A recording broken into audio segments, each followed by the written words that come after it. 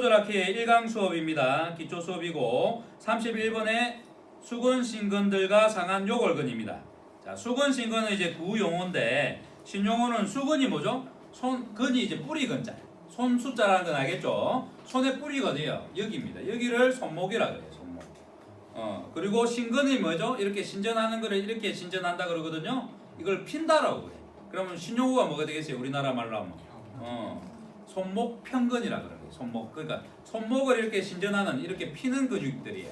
그 근육들을 나중에 다 공부할 거고 하나하나 여러 개가 있습니다. 그리고 상한 요골근이라고 있어요. 상한 요골근. 자, 말 그대로 상한이 뭐죠? 위팔이죠. 요골이 요즘 말로 하면 뭐예요? 노뼈. 노뼈. 그 노가 뭐였죠? 뼈를 잴 때 쓰는 노. 그 노자입니다.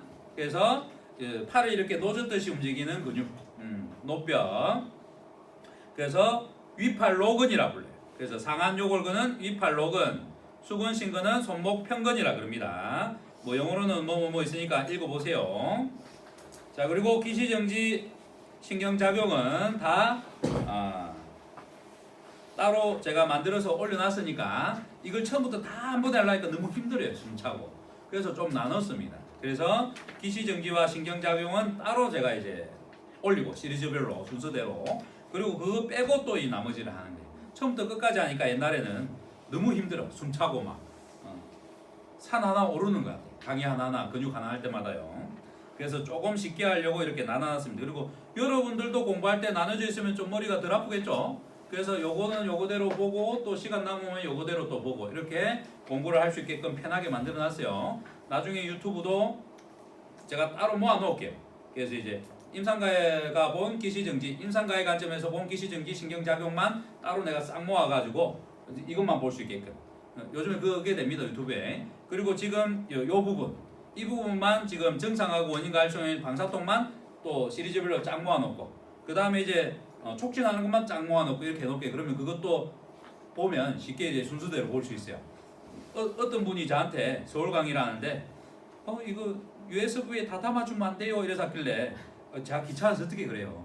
그래서 요즘 같은 좋은 시대에 유튜브에 보면 이제 모아놓기 기능이 있단 말이에요. 제 거는 아직 구독자도 많지 않고, 그 다음에 광고도 안 붙었기 때문에 연결하고 쫙 빠진단 말이에요. 이거 끝나면 다음 거 연결된단 말이에요.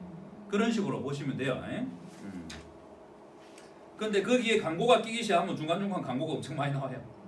그러면 이제 건너뛰게 해야 되는데 우리 거는 그런 거 없이 바로바로 연결됩니다.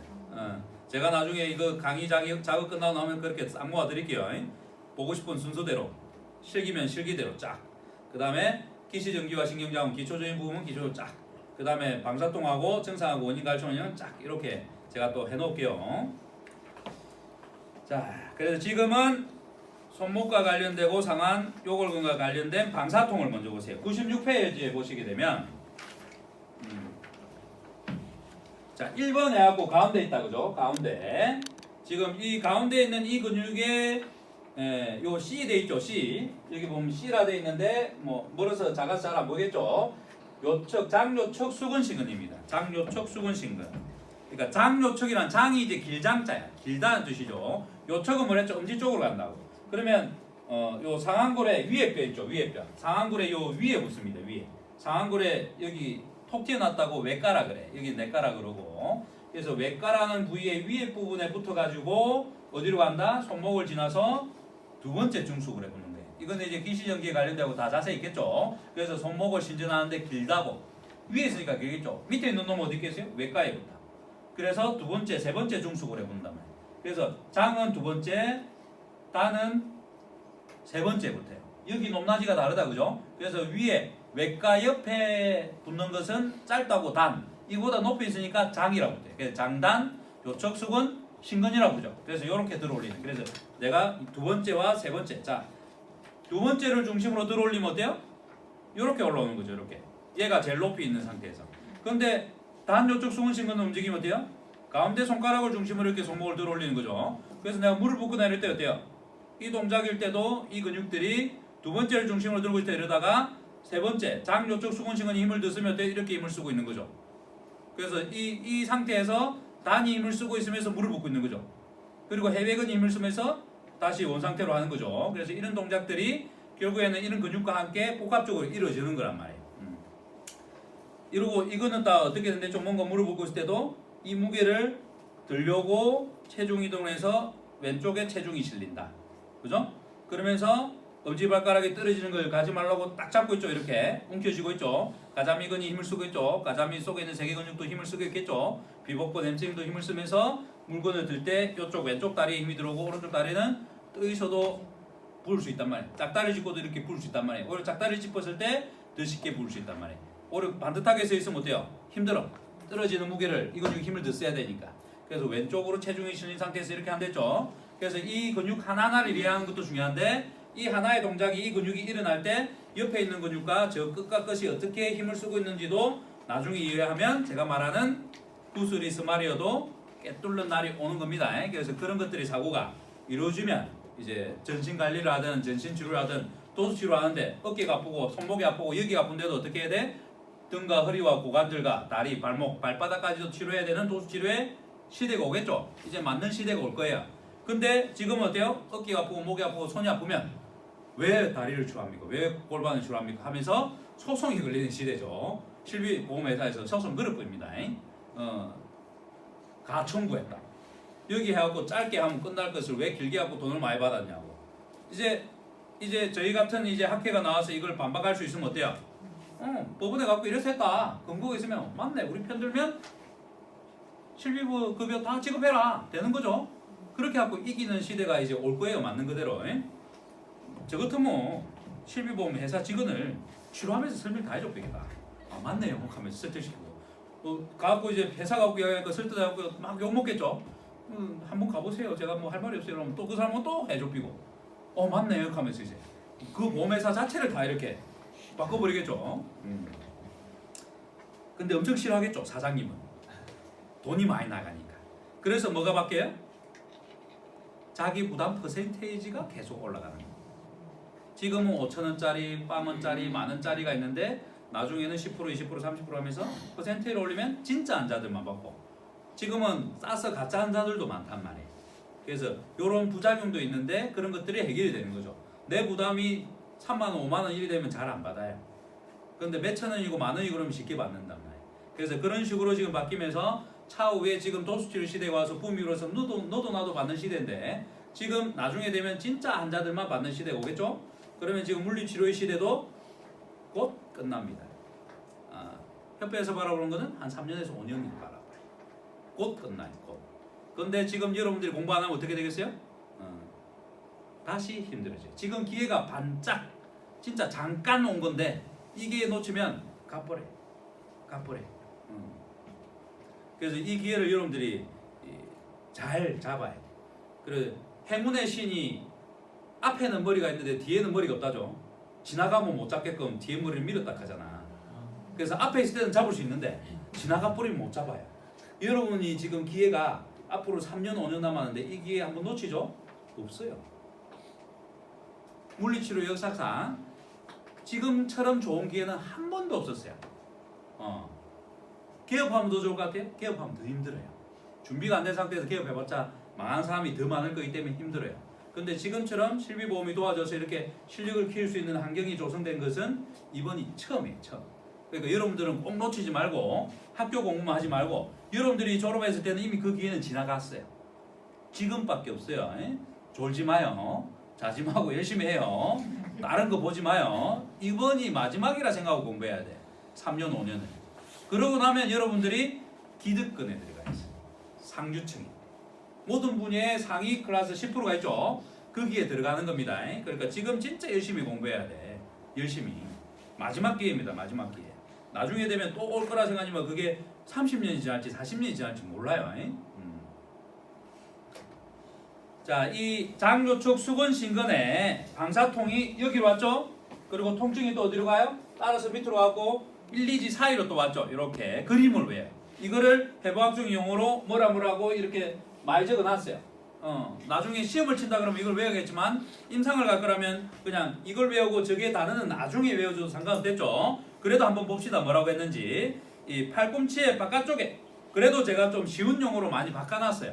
원래는 이제 뭐 구용어라든지 어려운 용어 일반인이 알아듣기 어려운 용어로 해놨단 말이에요. 그래서 제가 제목도 누구나 쉽게 볼 수 있는 이라는 것은 어려운 용어 옆에는 가로를 해갖고 좀 더 쉬운 용어로 풀어놨고 웬만하면 쉬운 용어를 선택을 했단 말이에요.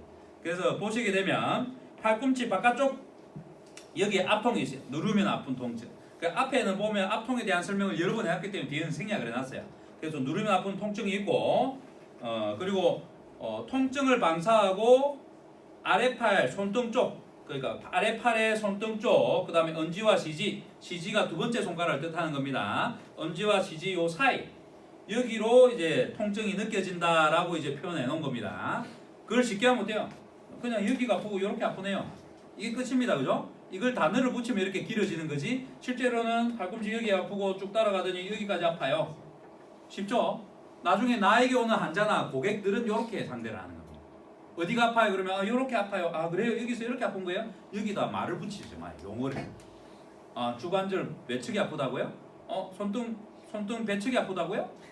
전환의 배측면이요? 뭐 이렇게 하면 안 된다는 뜻이에요. 환자는 못 알아들어요. 그죠? 고객은. 그러면 요렇게 아프다고요? 알았어요. 여기다 색칠해 놓을게요.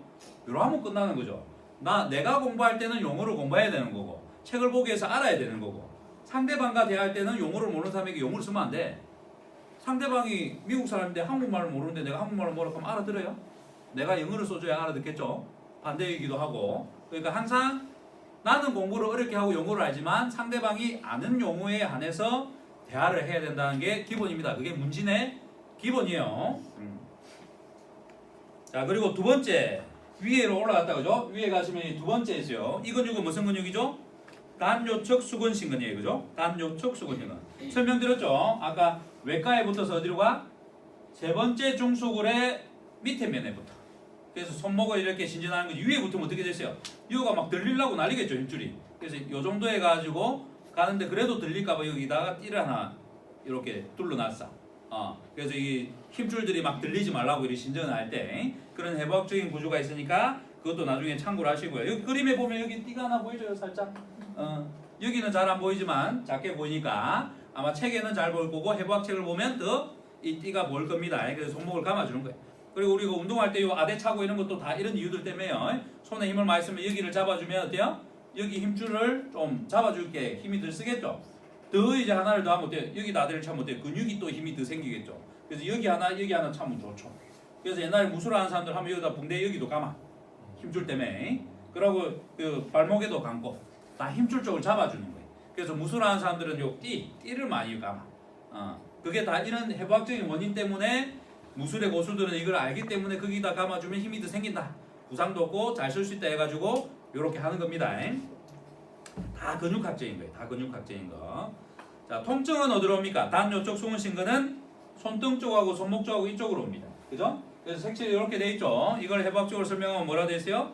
손목과 손의 등 쪽으로 통증이 방사되고 일방적으로 엄지와 시지까지 그 다음에 아래팔을 따라 있는 감각 이상 쪽으로 진단되기도 한다. 감각이 이상한 증상도 있단 말이에요. 감각이 이상하다. 감각이 이상하다 그러면 뭐예요? 신경의 감각신경까지 눌린 거구나. 그러면 신경의 운동신경까지 누르는 근육은 아니네 라고 생각을 해야겠죠. 그래서 신경에 크게 많이 누르는 근육은 아니지만 그래도 신경을 간접적으로 옆에서 누를 수 있는 폐색의 근육이다 라고 생각해야 되는 겁니다. 무슨 신경이죠? 요골신경이죠. 요골신경. 지금 요골신경을 이해 못하겠다 그러면 임상가가 본 기시정지신경작용에 요골신경과 관련된 근육들을 보시면 됩니다. 손목 신전하는 근육이라든지 상한 삼두근이라든지 이런 근육 이야기할 때 요골신경에 대한 설명들을 그림을 보여주면서 할 거예요. 그걸 모르는 사람들은 그걸 보시면 돼요. 이런 것들을 모르기 때문에 이런 걸 보면 일반인들이 제 강의 들으면 어렵다고 할 수밖에 없는 거예요. 그나마 요골신경이 뭔지 알고 기초해박이 좀 된 사람들은 어때요? 이해를 하고 듣는 거죠. 그래서 물리초록과 학생들이 여기 와서 수업을 들어도 4박 5일 동안 대전에서 캠프에서 강의를 들어도 참가 조건은 뭐예요? 해부학을 들은 사람들부터가 올 수 있는 거예요. 그래야 제가 말을 하는 것을 조금 이해할 거 아니에요. 그죠? 자, 그리고 3번에 보면 척척수근신근은 이제는 짧고 긴 거에 요측에 있는 근육에 대한 얘기였다면 이제는 척척계, 새끼손가락 쪽으로 가는 거. 특히 척척수근신근은 5번째 중수골로 갑니다. 손등에 있는 뼈 중에 5번째 중수골로 가는 거예요. 그래서 이렇게 가는 거죠. 외가에 붙어서 이렇게 가는 거예요. 그래서 손목을 어떻게 해요? 이렇게 들어올리는 거예요. 이렇게. 뗐다 막 치아라 할 때 이렇게 하는 거예요. 그때 무슨 근육을 쓰는 거예요? 이렇게 하는 거예요. 경상도 사람들이 많이 쓰는 말들이죠. 경상도 사람들이. 치아비라 할 때. 뭔 근육 쓰는 거야? 깎고 온나? 한잔 하자. 이게 이 근육. 요척, 수근, 신근들을 쓰는 동작들이죠. 자, 그리고 이 근육이 안 좋을 때 어디가 아파요? 통증은 여기가 아파요. 여기. 척척의 손목 쪽.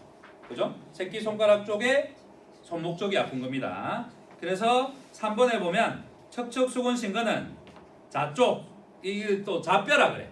옛날에는 이거를 한 척, 두 척이라 그랬죠. 그 길이 척자야. 길이를 잴 때 이게 한 척이란 뜻이에요. 그래서 좌뼈라 그래요. 척이 이제 자를 뜻하는 거니까 길을 재는 자. 그래서 좌뼈라 부르는 거예요. 좌쪽에 손등 쪽으로 통증을 방사한다라고 되어 있죠. 그냥 여기가 아픈 겁니다. 아픈 환자들이나 고객들은 와고 여기가 아파요 그래. 고객들이 뭐 좀 스키를 타고 왔더니 여기가 아파요 그래. 내한테 평소에 운동하고 뭐 마사지 받고 관리 받던 사람들이 스키 시즌이 지금 겨울이죠. 됐더니 막 스키를 많이 탔다 이러면 여기가 아플 수 있는 거예요. 그리고 환자 중에서도 뭐 여기 아플 수 있겠죠. 그리고 노가다 뛰는 사람들의 목수 망치질 많이 하고 막 뭔가 내리 누르고 이런 거 하는 사람은 또 척척 수근 신근이 고장날 수도 있겠죠. 그런 사람들이 오는 거예요. 그래서 이 근육의 기시정지와 함께 기능을 정확하게 이해하면 뭐 하다 아팠어요 물어보는 순간 무슨 근육 썼네. 아이고 그 근육 많이 쓰다가 안 쓰다가 그렇게 됐네 하면서 아이고 이 근육병이네 쉽네 하면서 치료하는 거죠. 근데 이제 너무 많이 썼어. 직업이 20년 됐어.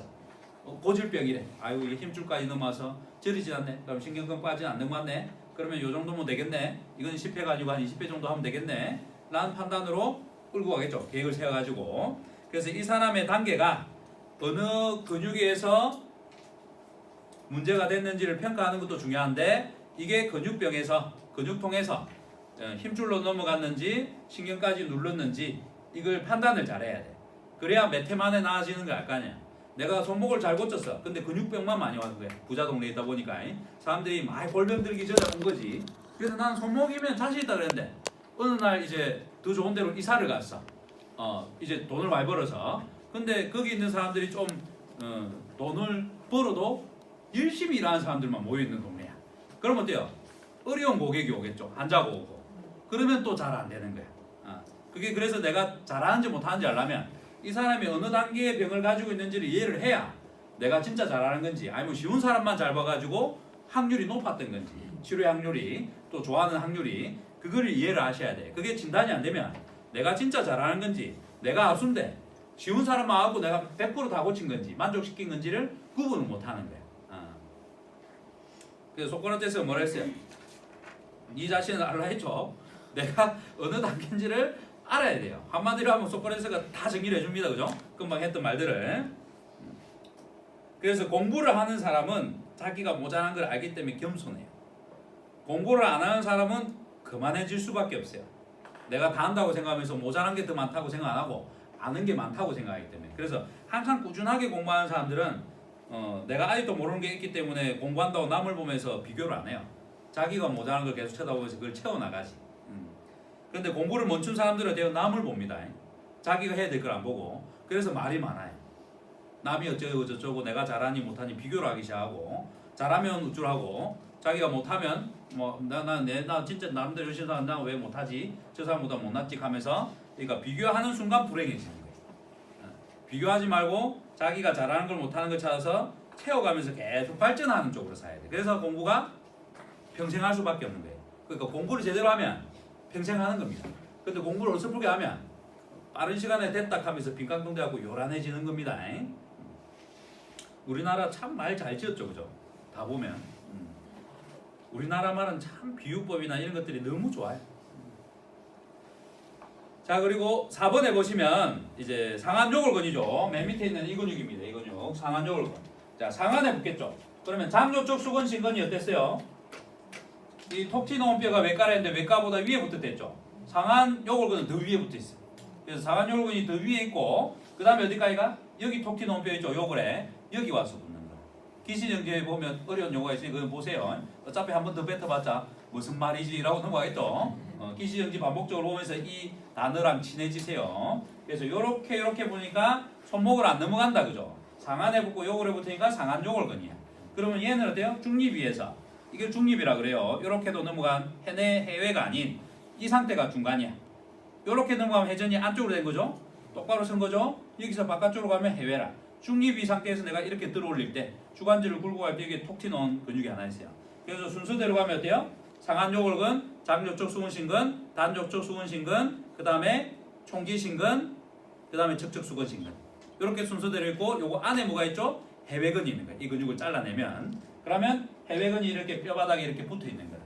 이거 위에 근육들이 이렇게 다 덮고 있는 거예요. 이렇게 순서대로 가는 겁니다. 그래서 근육의 순서, 층 이해를 잘 하셔야 돼요. 그래야 내가 어느 근육을 풀고 지금 정확한 근육을 친다 해서 뭐 그 걔를 풀어야 되잖아. 근데 모르고 옆에 애를 풀면 안 되잖아요. 그죠? 문제도 없는 것을. 그래서 이런 것들을 해부학을 하나하나 정확하게 이해해가지고 하나하나를 정확하게 촉진하는 게 상당히 중요합니다. 모르면 다 풀어야겠지. 감각이 어떻게 하면 이거는 문제 없네? 이게 문제네? 하고 하겠는데 감각도 떨어지고 이것도 정확하게 이해 못하면 어때요? 손발이 고생해야겠죠. 그래서 이제 손발이 고생 안 하기 위해서 여러분들이 여기 공부하러 오신 겁니다. 자, 통증은 어디로 갑니까? 상한요골근이. 엘보, 요 팔꿈치가 아파요. 특히 요 바깥쪽. 우리가 테니스 엘보라고 그러죠. 테니스 칠 때 아픈 요 부위인데 테니스 이렇게 치는데 왜 여기가 아파요? 굴곡근이 아파야지.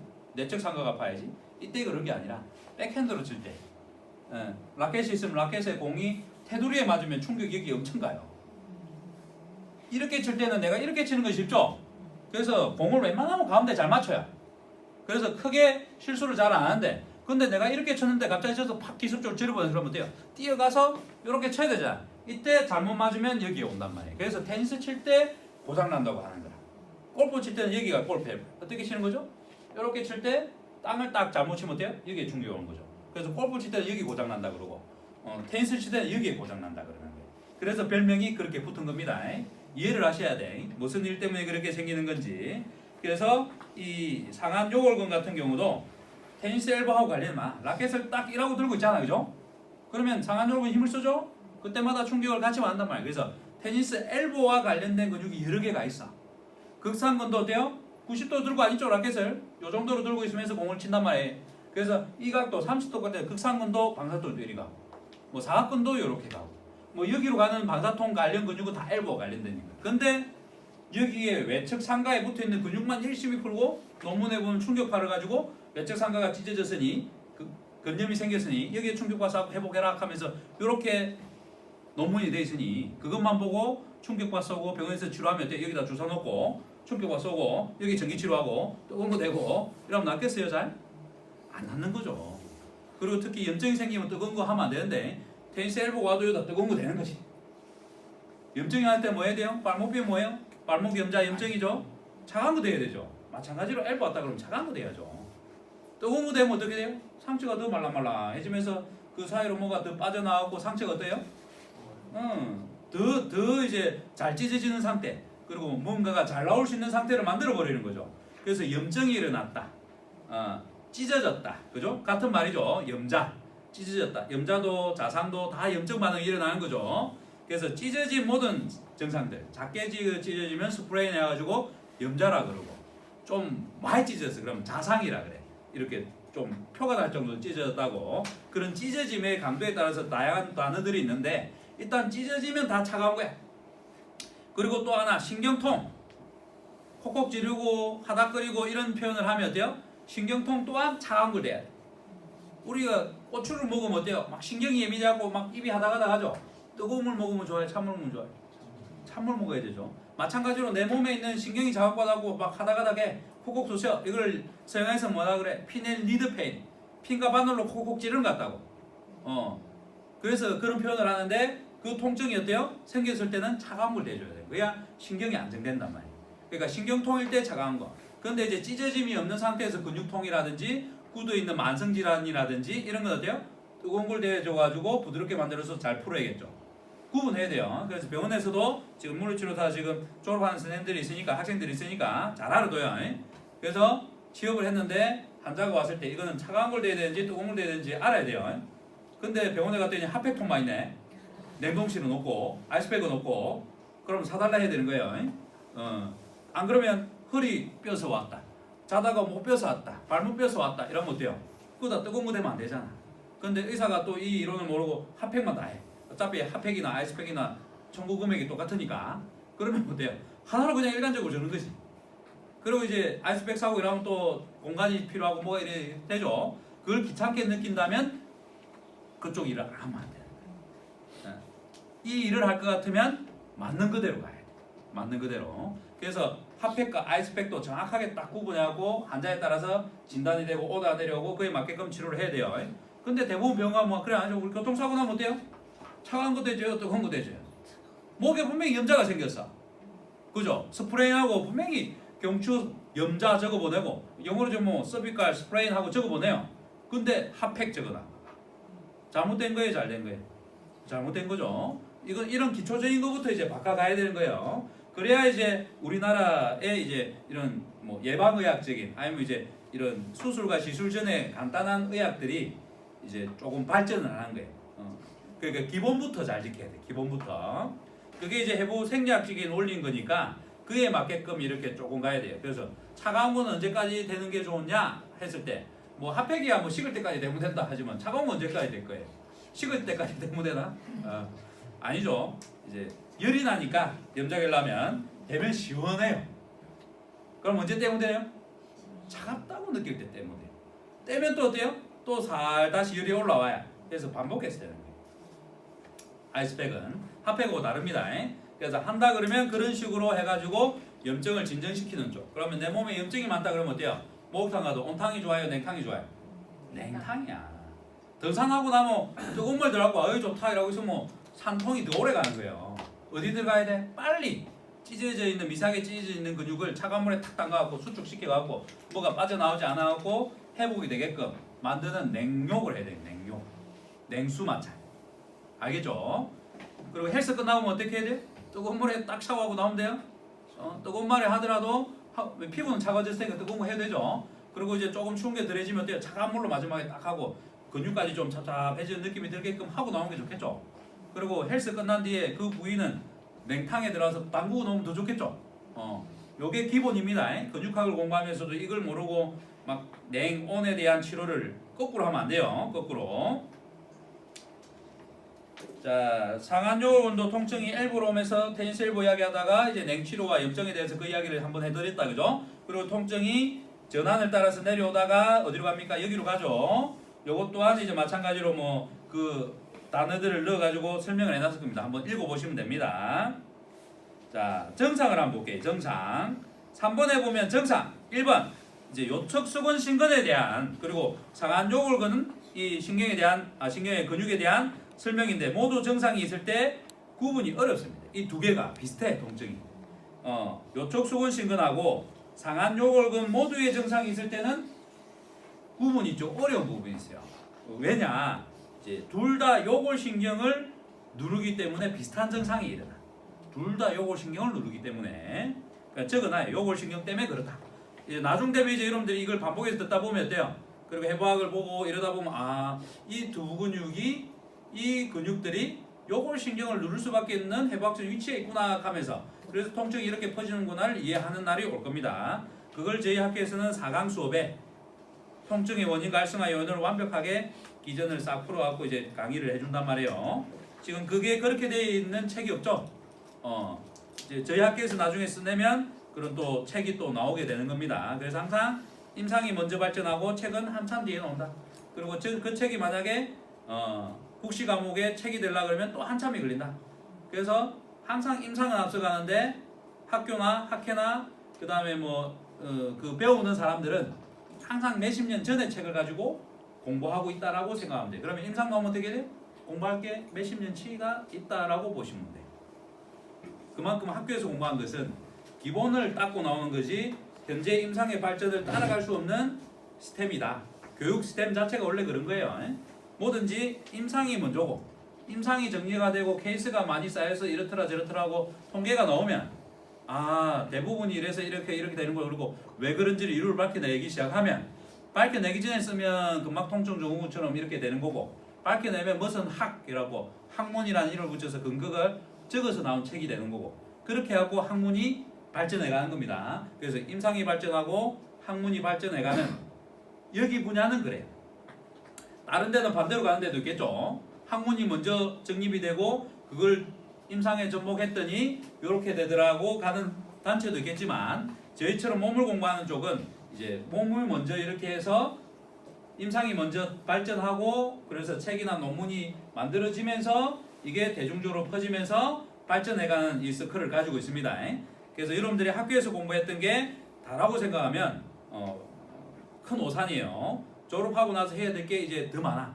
학교 때는 이제 기초를 내가 했다. 임상을 공부하기 위한 기본을 공부하고 임상을 공부할 수 있는 기본을 했다고 자격증을 준다라고 정의를 내는 게 더 좋아.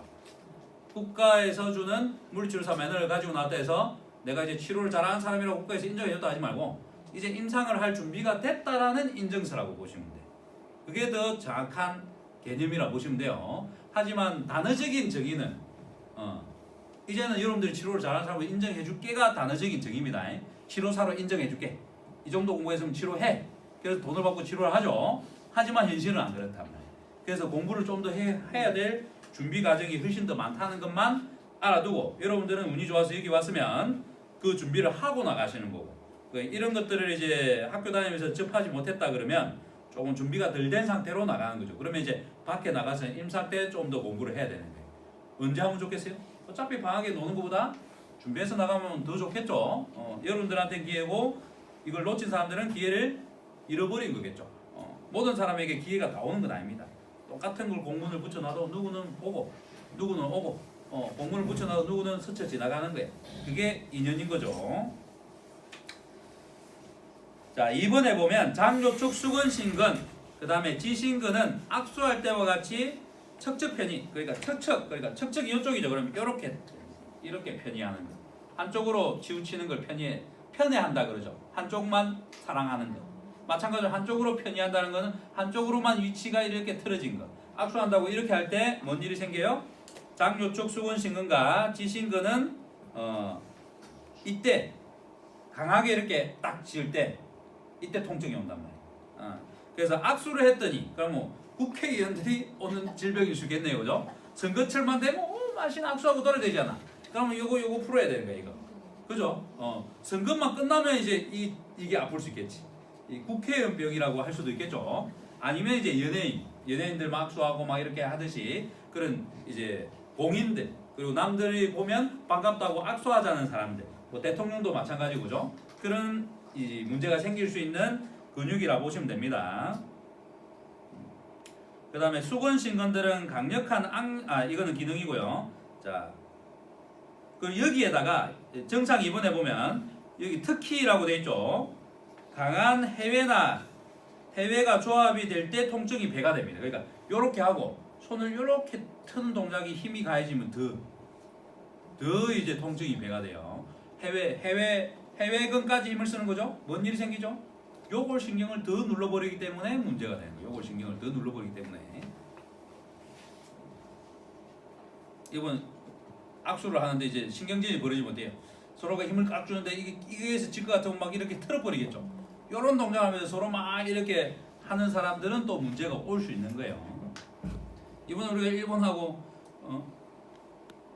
문제 있을 때 외교 장관님이 어떻게 했어요? 악수를 꽉 해버리죠. 여자분인데도. 그 손 떼고 난 게 일본 외교 장관이 손이 요 뻘겋잖아. 손자국이 나오고. 얼마나 화가 났으면 이렇게 했어요. 그죠? 맞는 그대로 해야 되는데 막 우기니까.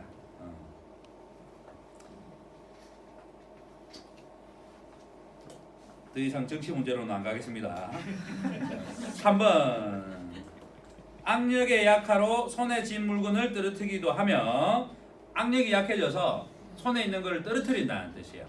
그리고 특히 척척 편의에 더 심해요. 척척 편의가 되면 어떻게 이 근육이 늘어난 상태죠. 힘을 잘 쓸 수 있는 상태는 이 근육이 적당하게 짧아져 있는 상태 때 힘이 있어요. 그럼 물건을 들어 올릴 때부터 언제? 놓을 때 실수로 떨어뜨릴 수가 있어요. 놓을 때. 그죠? 그리고 4번에 보면 가해를 사용할 때는 별 문제가 없는 경우가 많습니다. 가해를 쓸 때는 뭘 쓰죠? 주로 굵건들을 더 많이 써요. 굵건들. 그죠? 굵건들을 많이 더 쓰기 때문에 신근들이 기란근으로 작용하면서 조금 더 힘을 더 적게 쓴다라고 이해를 하시면 돼요. 그리고 특히 작은 물체를 질 때보다는 큰 물체를 질 때 통증이 악화됩니다. 큰 물체를 들 때 신근들이 더 수축이 돼요. 작은 거를 잡을수록 굵건들이 더 수축을 해요. 이해가 되죠? 그래서 큰 거를 잡을수록 어때요? 내가 손목이 더 이렇게 이 근육이 더 짧아진 상태가 된 상태에서 힘을 쓰는 거죠. 근데 얘가 이렇게 가면서 어때요? 얘가 늘은 상태로 힘을 좀 적게 써야 되는 위치로 변한단 말이에요. 내가 이 손 모양이 이렇게 바뀔 때마다 이 신전근의 이 각도가, 손목의 각도가 변하죠. 그래서 큰 거를 잡을 때보다 작은 걸 잡을 때 이렇고 저렇고라는 말이 나오는 게 이 이유 때문에 그렇습니다. 이런 것들을 잘 외워둬야 어때요? 제가 작은 건 괜찮은데 큰 물건 들을 때마다 더 아파요. 이런 말 들으면 어때요? 아, 이 근육이 하고 바로 탁. 남들은 딱 몰랐는데 나는 이걸 외웠기 때문에 어때요? 오면 무슨 근육이네요. 그러면서 딱 만져보니까 맞아요. 거기가 너무 아파요. 그래 풀었더니 어때요? 이제 요즘에 큰 거 잡아도 안 아파요. 하면 실 되겠죠. 하자마자 바로 어떻게 하면 돼? 자, 이 큰 거 이 정도 잡으면 아프다고 한번 잡으세요. 아파요. 아, 그래요? 자, 치료해줬더니 자, 잡으세요. 그럼 안 아파요. 근육병은 바로 거기서 표가 나는 겁니다. 바로 표가 나는 거예요. 그래서 1회 하고 나서 바로 좋아진 게 50% 이상, 50% 전후로 통증이 팍 줄어야 돼. 내가 정확한 진단을 했다면 근육병은 그렇게 쉽습니다.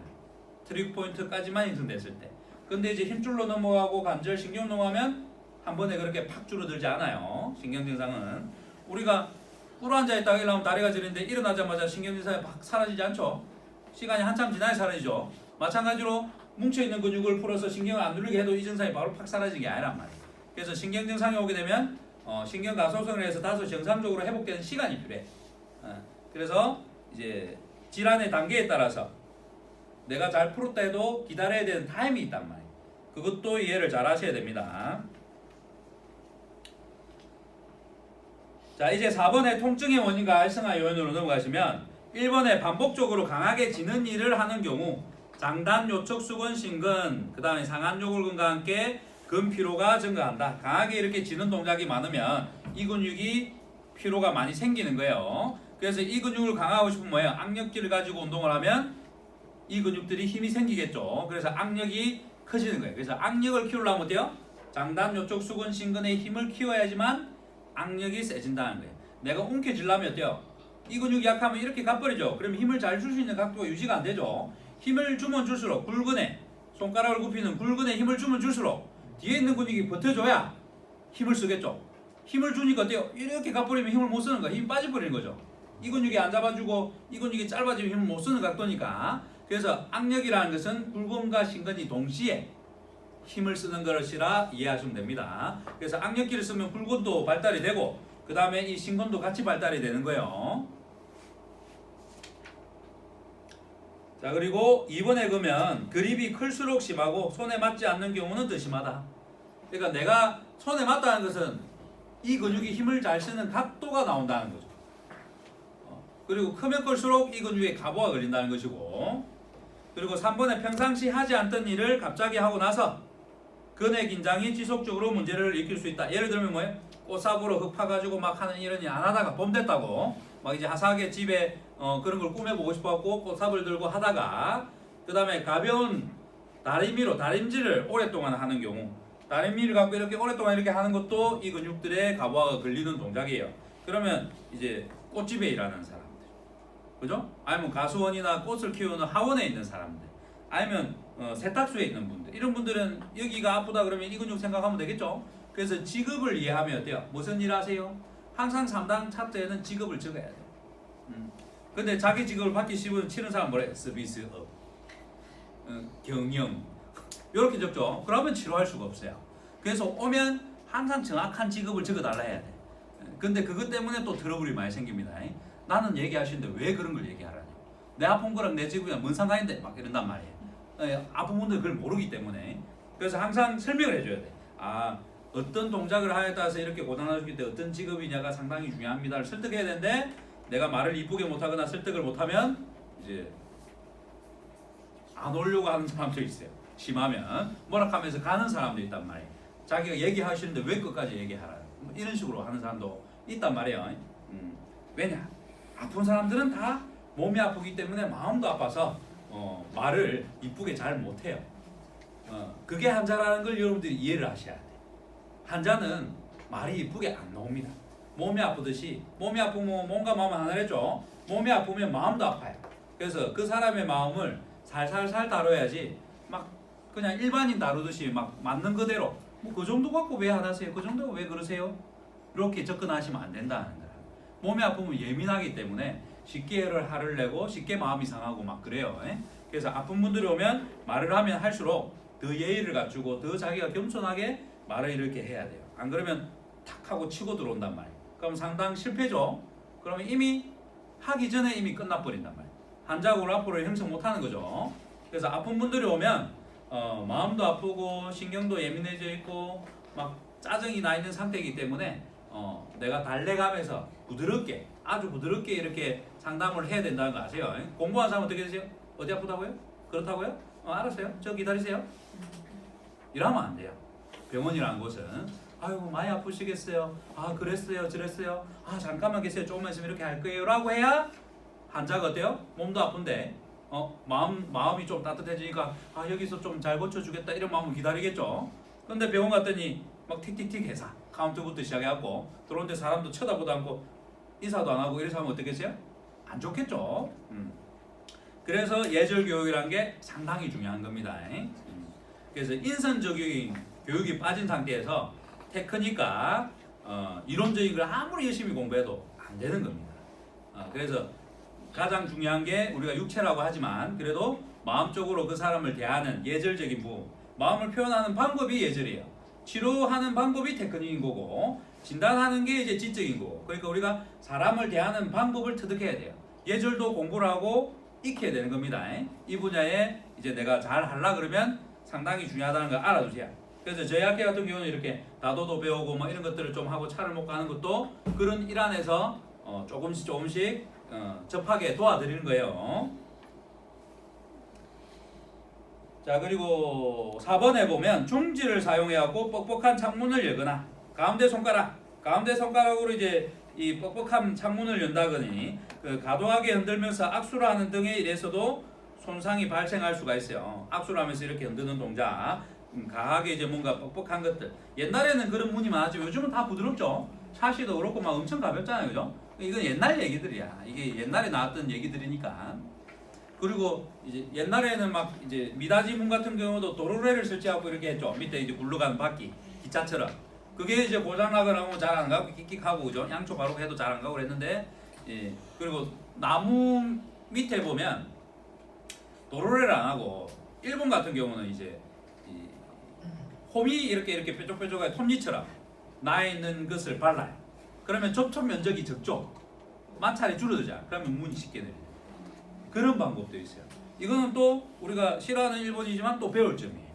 그런 것들은 또 활용하면 좋겠죠. 우리나라는 어때요? 이 지나가는 철도처럼 만들어 놓고 거기에 바퀴 달아서 기차처럼 지나가게끔 했잖아. 근데 옛날 문이 창문 달고 유리 달고 나무가 무겁고 이러다 보면 금방 부서졌죠.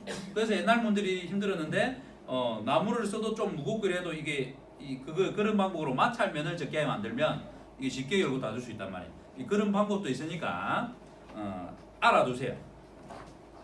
우리나라는 그걸 만들어서 팔지는 않더라고요.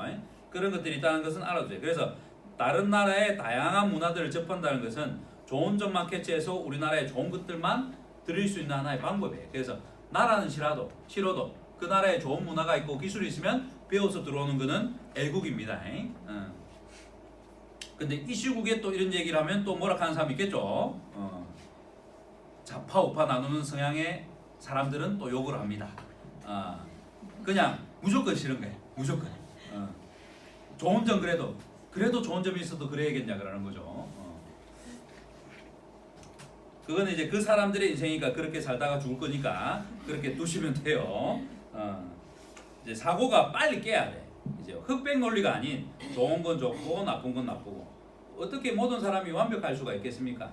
그죠? 우파가 완벽하고 좌파가 완벽 이런 거 없잖아요. 그죠? 장단이 있으니까 그에서 좋은 점만 캐치해서 나라는 사람은 우파 좌파가 아닌 중정의 파가 되면 더 좋겠죠. 좋은 것만 취할 수 있는 사람이면.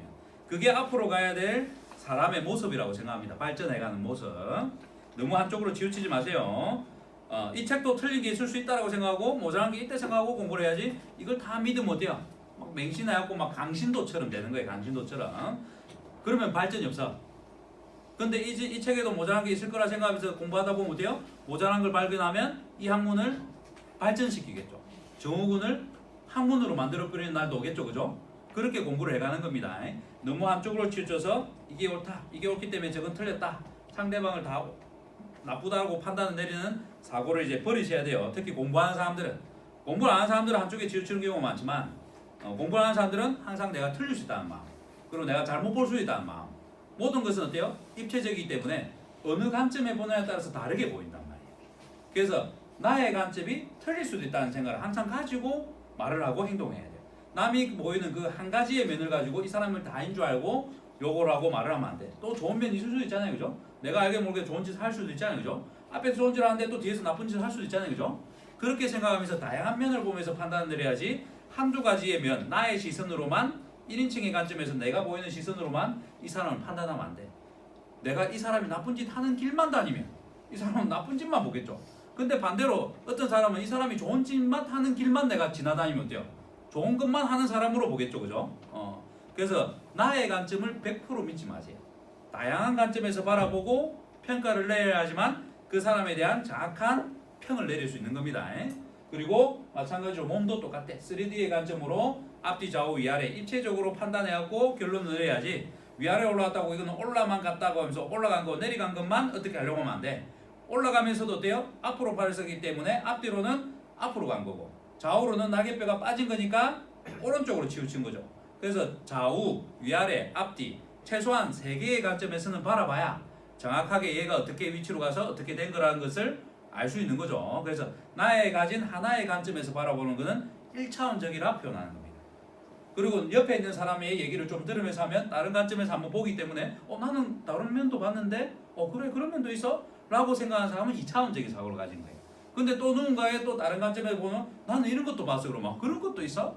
라고 생각했을 때 내가 나의 관점에서만 저 사람은 저래 하는 게 아니라 다양한 관점에서 보면서 이 사람은 이런 것도 있고 저런 것도 이런 것도 있는 사람이구나, 그렇구나 해야 그걸 좀 더 정확하게 설명하는 거죠. 그래서 남을 볼 때나 사람 몸을 볼 때나 우리처럼 사람을 공부하는 사람들은 마음도 그렇지만 몸도 그런 식으로 봐야 된다. 그래서 최소한 못해도 입체적으로 봐야 돼요. 3D적으로. 그래야 그나마 좀 정확한 평가를 할 수 있는 겁니다. 지금은 자파 그러면 어때요? 자파의 한 가지 나쁜 단점에 가지고 꽂혀갖고 그거를 가지고 욕을 하면서 나쁜 사람을 몰아가죠. 좋은 점 있잖아요. 좋은 점 있는 건 무시하고, 마찬가지로 또 상대방이 욕을 하니까 자파에서는 우파를 또 단점을 얘기하면서 그게 그 사람들의 특징인 것처럼 얘기하면서 또 공격을 하잖아. 그래서 한쪽을 보게 되면 서로 싸우기만 하는 거예요. 좋은 걸 서로 닮아가고 배우고 나쁜 거를 못하게 서로 견제를 해야 되는데 안 맞게 돌아가는 거죠. 그래서 앞으로는 이 공부가 퍼져서 이제 이 몸에 대한 이론도 그렇게 변하겠지만 세상도 이제 점점점 그렇게 변해갈 거야. 어떻게 하면 일반 국민들이 그런 사고로 전환이 되고 바뀌어가면 그래서 선거를 할 때도 어때요? 제대로 보고 뽑는 거죠. 한 가지 면만 보고 뽑는 게 아니고 경상도는 무조건 우파야, 뭐는 좌파야 이런 게 아닙니다. 좋은 사람을 뽑아야 돼. 저 사람이 어떻게 하는지 보고. 그러면 이제 세상이 변하는 거예요. 마찬가지로 우리 몸도 3개의 관점으로 앞뒤 좌우 위아래에 정확한 평가를 진단을 한 다음에 어떻게 행위를 하겠다라고 해야 제대로 치료를 하고 체형 교정하고 운동을 시킬 수 있는 겁니다. 자, 그리고 외척 삼가통을 일으키는 주 순서라고 되어 있죠. 외척 삼가통. 다른 말로 뭐죠? 별명으로는 테니스 칠 때 많이 고장 난다고 테니스 엘보. 거기와 관련된 근육을 쫙 적어놨어요. 7개가 있습니다. 첫 번째 해외근입니다. 두 번째 상한요골근. 세 번째 장요쪽 수근신근. 네 번째 지신근. 다섯 번째 상한 삼두근. 여섯 번째 주근. 일곱 번째 상한 이두근과 상완근이 다 여기로 통증을 줘요. 그럼 여기와 관련된 근육들은 다 봐야 되는 거예요. 그리고 문제가 있는 거 없는 걸 감별해야겠죠. 그걸 우리는 감별 진단이라 그러고 감별했을 때 문제 있는 것들은 해결을 다 해야 되는 거예요. 이거 말고도 또 근육이 극상근이라든지 이쪽으로 방사통이 온다 그러면 그와 관련된 테니스를 치는 동작과 관련된 근육들이에요. 극상근이라는 근육이 이때 여기에 영향을 주기 때문에 같이 엮여 있고, 또 목을 이렇게 틀어서 보기 때문에 어때요? 사각근이라는 근육이 중부와 하부에 이 전부, 중부, 하부, 후부섬유라 그러죠. 중부와 후부섬유가 또 방사통을 여기에 영향을 주는 거란 말이에요. 그런 것들을 이해를 잘해야 돼. 그러니까 하나만 보면 어때? 하나의 관점에서 보면 그것만 쳐다보고 있는 거예요. 근데 지금처럼 어때요? 전체적인 관점에서 테니스 엘보라는 테니스라는 이 동작, 백핸드라는 동작을 전체를 보고 이 동작과 관련된 근육이 뭐가 있을까라고 봤을 때 어때요? 지금 나오는 이 7가지가 아닌 다른 근육들까지도 보인단 말이에요. 그래서 관점이 어때요? 넓어야 돼. 사고가 넓어야 된단 말이에요. 지금은 사고가 너무 좁죠? 왜? 다 똑같은 거 주면서 외우라 하니까. 똑같은 사고에 주입식이잖아. 그러니까 사람들의 사고가 다양하지가 않단 말이에요. 어떤 사람은 이걸 잘 못 외우면 다른 쪽으로 가게끔 이 길을 열어줘야 되는데 무조건 수능이라는 이거에 맞춰갖고 무조건 같은 길을 가라 하잖아요. 그죠? 그럼 적응 못하면 어때요? 대안학교로 가는데 이렇게 빠져버리잖아. 그리고 이상한 사람이 된 것처럼 이렇게 오히려 그 사람은 더 잘한 게 있으면 그걸 개발할 수 있게끔 내줘야지. 누가 다 암기만 잘해요. 그죠? 다른 거 잘하면 다른 거 시켜야지. 재능이 다 다른데. 근데 핵일화 시키려고 하면 돼요? 암기 잘하는 애들끼리만 모아갖고 또 공부학으로 또 만들고 그리고 또 뭐 음악 잘하는 애들은 음악 하는 애들끼리 또 모으고 뭔가 특별하면 빨리 올라가게끔도 만들어주고 다양성이 있어야겠죠. 이런 부분이 잘못되면 또 정치에서 잘못하면 이런 부분도 또 잘못된 쪽으로 갈 수도 있는 거예요. 우리 학회는 정치 쪽 아닙니다. 근데 이제 근육을 얘기하다 보면 결국에는 이런 것들이 똑같이 가는 거예요. 그래서 근육학을 공부하면 제가 볼 때는 좋은 정치인들이 많이 나와요. 나중에 이제 근육학을 공부하는 정치인들이 좀 많이 나왔으면 좋겠어요. 이걸 통해서 삼국지 보고 뭐 이런 것도 중요한데 이걸 보면서 사고의 좀 틀을 많이 깨는 사람들이 나왔으면 좋겠어요. 근데 제가 볼 때는 일반 국민들이 더 빨리 깰 거예요. 왜? 더 간절하니까. 아픈 게 더 많으니까. 여기에 관심 가지고 이런 얘기를 들으면서 사고가 좀 깰 수 있겠죠. 그래서 조금이라도 좀 더 맞는 세상이 오기를 바랍니다. 자, 대부분 통증 발생 시 두세 개의 근육이 복합적으로 문제를 일으키고 있으므로 모두 감별 진단 잘 해야만 한다라고 되어 있죠. 두세 개가 동시에 오는 경우도 있고 이게 7개가 다 아닌 경우도 있단 말이에요. 그래서 감별 진단을 해야 돼. 이제 상강에서 이론에 들어가면 올라가는 어깨냐 내려가는 어깨에 따라서 근육이 달라. 이 근육들 중에 누구는 올라가는 어깨에 힘을 쓰고 내려가는 어깨에는 어떤 근육이 힘을 쓴단 말이에요. 그러면 이제 그걸 알면 또 진단이 좀 수월해지죠. 그래서 그런 부분도 있으니까 나중에 공부를 좀 깊이 하시다 보면 2강, 3강, 5강 뭐 초급, 중급, 고급의 강의에서 뭐 이렇게 치마 연구 과정까지 올라가면 이제 조금 더 이제 깊이 있는 공부를 할 거예요. 지금은 1강의 초급 과정을 지금 여러분들이 배우시는 거예요. 그러니까 요거 다 외웠다 해서 뭐 된 것처럼 또 하면 안 돼. 이제 기초 된 겁니다. 그러니까 공부를 하더라도 항상 겸손하게 조금 해가셔야 돼요. 자, 그리고 5번에 보면 글씨 쓸 때의 손의 격려는 굴근보다 누구? 상한 요골근과 신전근이 더 우세하다. 들어올리는 근육들이 못 잡아줘서 손이 떨린다라고 보시면 돼요. 들어올리는 근육들이. 그래서 손에 경련이 있다 그러면 어때요? 신전근들을 풀어줘야 된다는 뜻이겠죠. 트리거 포인트를 찾아서. 그리고 어깨에서는 극하근이 못 잡아주면 경감질에서 움직임이 안정성이 없겠죠. 들어올릴 때는 극하근이 힘을 쓴단 말이에요. 팔을 들어올려서 뭔가 움직일 때. 그래서 극하근이 고장이 나 있으면 또 이게 손이 잘 떨려. 그래서 극하근 치료와 함께 여기도 동시에 가야 돼. 그러면 또 극하근을 지배하는 신경이 있겠죠. 그런 견갑상신경이 또 지배를 하니까 목도 좀 봐주겠죠. 사각근도. 그래서 공부가 깊어지면 어때요? 여기에는 뭐라 했어요? 기초니까 손의 경련은 여기에 관련이 있다 하지만 공부가 또 깊어지면 어때요? 극하근도 관련이 있고 극하근을 지배하는 게 또 목에서 나오니까 목도 있고 근데 목은 또 어때요? 등이 구분 문제가 되니까 사각근은 또 어떻게 해야 돼? 등과 관련된 또 치료가 들어가야겠죠. 그죠? 체형 교정이. 그러니까 손 하나 떨리는 거 몰라 해도 어때요? 수가 낮은 사람은 하나하나를 공부한 초급 과정은 사람은 어떻게 되겠어요? 여기서 손에서 머물고 조금 공부가 된 사람들은 여기도 보고 여기가 견갑상신경 관련이니까 사각근도 좀 볼락하겠죠. 근데 공부가 좀 더 된 사람들은 어때요? 중급에서 고급까지 올라간 사람들은 이제는 전체적인 내가 등이나 체형이나 틀어진 것까지 바로 잡아서 사각근이 필요하지 않은 상태를 만들어서 여기를 푸는 것도 중요하지만 원인 제거까지 들어가 버리겠죠. 그래서 척추 교정과 함께 골반 교정까지 들어가면서 하체 테크닉까지 다 들어가 버리겠죠. 그래서 손의 문제는 어때요? 하체와 골반과 척추와 목, 그다음에 어깨, 견관절, 그죠? 모든 것을 다 보는 이제 시야를 가지게 되겠죠. 그러면 이제 초급에서 중급에서 고급까지의 수준으로 올라가는 겁니다. 그래서 실제로 거기까지 가야 돼요. 거기 가기 위해서 이 기초 하나하나를 지금 공부하시는 거예요. 거기까지 가기 위해서. 그래서 기초가 탄탄해야 또 높이 올라갈 수 있기 때문에 지금 이 기초를 아주 중요시 여겨서 공부를 하셔야 돼요. 그래서 제가 이렇게 조금 더 자세하게 설명을 해주면서 자료로 남겨주는 겁니다. 반복해서 보시라고. 자, 그리고 6번에 보면 척척수건 신건은 손을 짚고 넘어질 때 주로 발생하는 척골에 이제 골절에 의해서 손상이 지속적으로 나타나기도 한다라고 돼 있죠. 그러니까 이 척골이 이제 뼈가 부러졌어. 자, 여기 이쪽에 있는 척골의 뼈예요. 그러면 척척수건 신건이 골절이 타기로 하니까 여기에 자극을 주겠죠. 이에 의한 자극이 만성주로 가버린단 말이야. 그러면 골절 후에도 우리 뭐 해야 돼요? 근육에 대한 치료가 있어야 된다는 뜻이야. 근데 우리는 골절이 일어나면 뭐해? 기부스 풀고 이제 좀 움직입니다. 끝. 이게 치료가 아니라는 거예요. 재활 치료는 어떻게 해야 돼요? 통증도 사라지게 만들고 일상생활의 완벽한 복귀. 그죠? 오히려 이제 그 전에 가지고 있던 문제까지도 해결하면서 더 기능이 좋아져 버려야 돼. 그러면 오른쪽이 골절이 일어났다 그러면 이쪽보다 불편해. 기부스를 풀자마자. 그죠? 근데 치료를 잘하면 어때요? 이쪽보다 편해져 버려야 돼. 그래야 진짜 잘하는 거예요. 왜냐면 지금 이쪽 발도 어때요? 나이를 먹으면서 노화가 이루어지면서 조금씩 문제가 왔고 부드럽지 않을 거 아니에요. 굳었을 거 아니에요. 그죠? 근데 이쪽을 치료했다 그러면 이쪽이 다 풀려 버려가지고 여기보다 더 좋아져야 되는 거죠. 그럼 손목의 움직임이나 주관절의 움직임이 더 좋아져 버려야겠죠. 그랬을 때 훨씬 더 좋은 거죠. 수술 전문 병원 옆에 마사지 샵을 차리지. 병원에서 잘 안 해주면 밖에 나와서라도 받겠죠. 소문나면 어때요?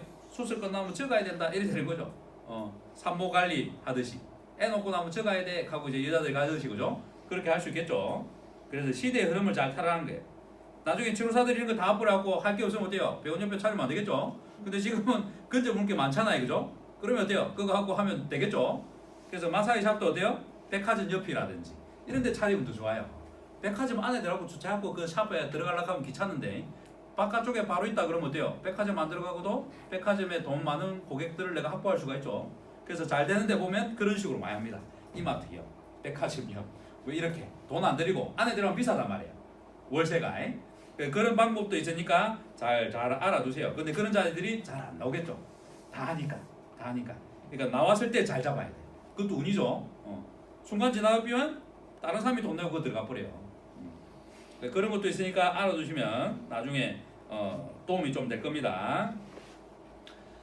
자, 그리고 7번에 보면 대부분 주관절 근육은 경관절 근육들과 함께 연계되어 발생하기도 한다. 그리고 쉽게 이렇게 일어난다 라고 적혀있죠. 경관절 근육들과 함께 연관한다. 아까 했죠. 경관절을 잡아주는 안정성의 근육이 없으면 주관절에 힘을 쓸 때 안정성이 없으니까 힘을 더 써야겠죠. 불안하죠. 그래서 안 된다면 그래서 견갑골의 안정성과 관련된 겁니다. 그건 뭐가 있죠? 견갑골에서 몸통으로 가는 근육이 있어요. 일단은 그럼 견갑골에서 몸통으로 가는 근육이 뭐가 있어요? 승모근이 있고, 그죠?